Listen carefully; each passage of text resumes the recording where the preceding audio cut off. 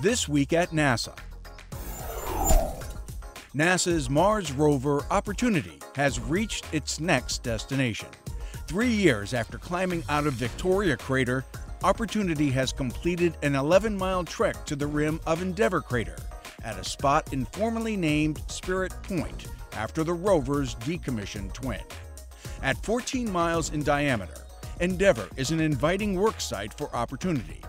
Orbital observations indicate that the ridges along its western rim expose rock outcrops older than any Opportunity has seen so far. You see in its rim evidence of clay minerals, and clay minerals are a class of minerals that form in neutral pH water. So this is very exciting from the possibility of Mars at one time being a habitable planet. Opportunity and Spirit completed their 3-month prime missions on Mars in April 2004. Both rovers continued for years of bonus extended missions, making important discoveries about wet environments on ancient Mars that may have been favorable for supporting microbial life. The 21st century will be won by those who innovate, by those who seek breakthroughs, by those who create that future. And I'm here to tell you today that NASA is doing that. Chief Technologist Bobby Braun headed a group of agency officials speaking at the latest NASA Future Forum, held at the University of Maryland. The day-long Future Forum brought together technologists, scientists, and engineers, along with local business, science, technology, and education leaders.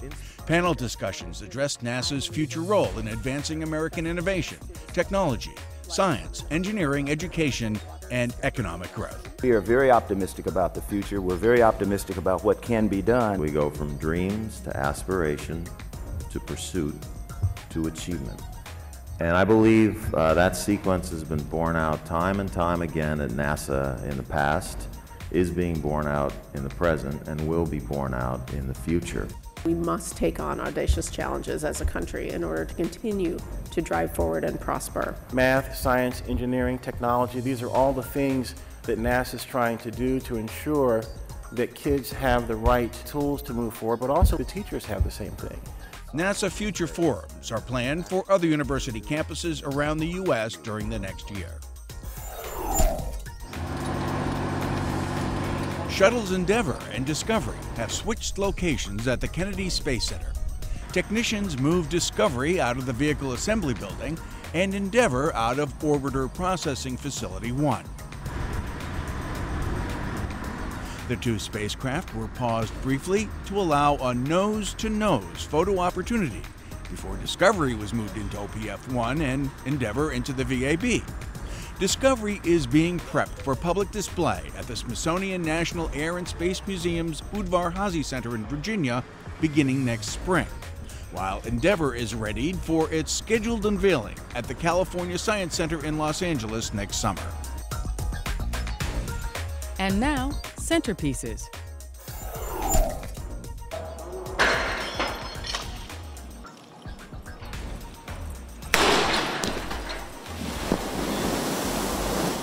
This is one of 3 successful drop tests of NASA's next deep space exploration vehicle conducted this summer at the Langley Research Center's new $1.7 million Hydro Impact Basin.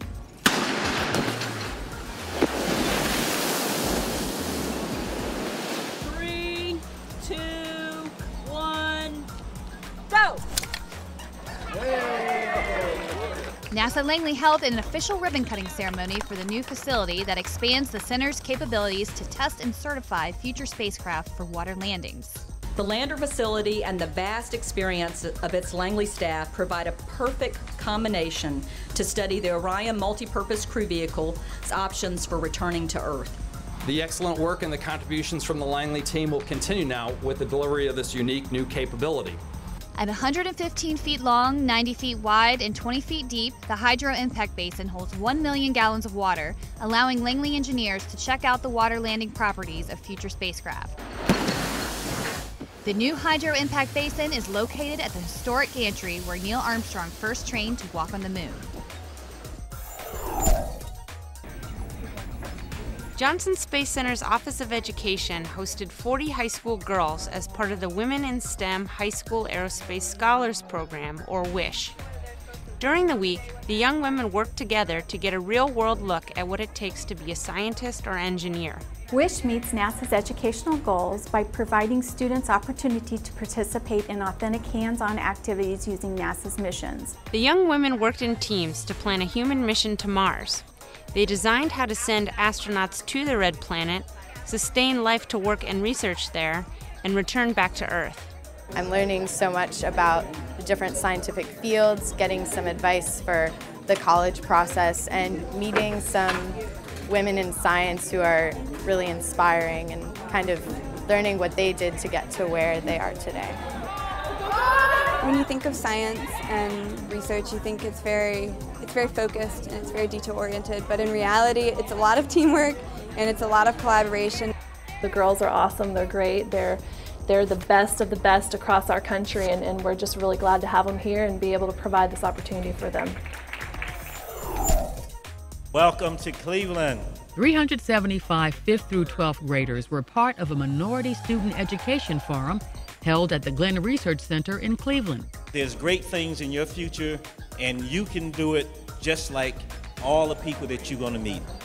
Created as part of NASA's Summer of Innovation initiative, the forum is designed to motivate minority students to pursue academic study in science, technology, engineering, and math, or STEM courses, and encourage them to become scientists and engineers. The event featured inspirational talks by NASA senior managers, astronauts, and Glenn personnel. Set your sights high, get a good education, learn that science and math can be fun. It's all about you. You guys are the future. You're going to be the future astronauts, scientists, leaders. And that's why we have these programs, because it's all about you. Students also participated in peer-to-peer ambassador roundtable and Trailblazers panel discussions and educational activities. I was looking at these 5 system tests. At the close of their summer session, program interns from NASA's Independent Verification and Validation Engineering Apprenticeship Program, or NEAP, presented their projects to NASA managers, friends, and family at NASA headquarters Glennon Auditorium. We also wanted to implement some swarm technologies. The students, all with strong interest in STEM studies, science, technology, engineering, and mathematics, are paired with a mentor to work on a specific project over an 8-week period. The interns come from diverse backgrounds and have interests in a variety of subjects from forensics to mining engineering. I can meet a lot of people at NASA. They can help me kind of guide my future, because I'm still undecided about what I want to do. Since its inception, NEAP has hosted 190 students. The program's alumni have gone on to top colleges and to positions in NASA and industry. The whole exhibit together really tells the NASA story in an interesting way through the perspective of artists. So it's very wonderful to sort of see them all together, and it's rare that we have them all together like this. The Smithsonian's National Air and Space Museum in Washington is hosting NASA Art, 50 Years of Exploration. More than 70 works ranging from the illustrative to the abstract present a different view of NASA than the one in history books or news accounts. With art, you really see a different perspective, and it's sort of processed through the artist's imaginations in a very interesting way. Featured in this exhibition are works by artists as diverse as Annie Leibovitz, Andy Warhol, and William Wegman. I came over to NASA to make movies. Jim Dean became NASA's first curator in 1962, when then Administrator James Webb initially invited artists to illustrate and interpret the agency's missions and projects. When we looked at the photographs back then, there was something missing. You know, all the facts were there, but the excitement that you felt when you watched what was happening and you knew what we were trying to do. I think that's where the artist comes in, where the artist can really fill that gap. One of those invited was Norman Rockwell. A stickler for detail, Rockwell realized upon returning from his trip to Cape Canaveral that he needed a real spacesuit to satisfactorily paint astronaut John Young's. And would Dean please get one sent to his rural Massachusetts studio? So I called Houston.